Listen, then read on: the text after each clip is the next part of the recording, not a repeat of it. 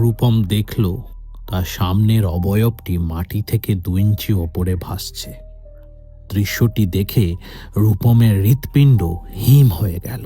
রূপম খেয়াল করল সেই ডাকিনী তার দিকে ধীরে ধীরে এগিয়ে আসছে।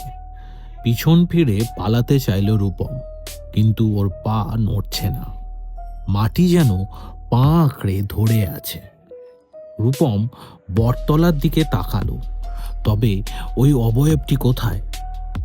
একটা ঘন গাঢ় কুয়াশা জমাট বেঁধে আছে বটগাছের গোড়ার কাছে। হাঁপ ছেড়ে বাঁচল রূপম। চায়ের দোকানের আজকের আলোচনা হয়তো রূপমের অবচেতন মনকে প্রভাবিত করেছে।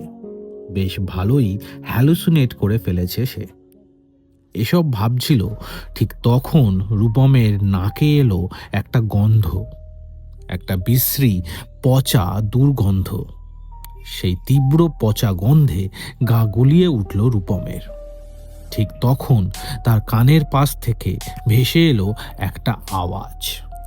রূপমের কাঁধের উপর দুটো হাত দিয়ে কে যেন চেপে ধরল, শুকনো ঠান্ডা হাত। একটা তীব্র যন্ত্রণা অনুভব করল রূপম। তার কাঁধ ফুটো করে হাত দুটো যেন ঢুকে যাচ্ছে তার শরীরের ভেতর।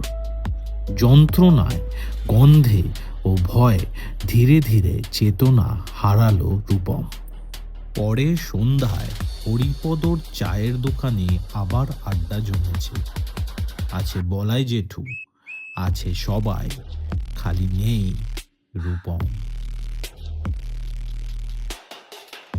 ভয় পাওয়ার নতুন অধ্যায়।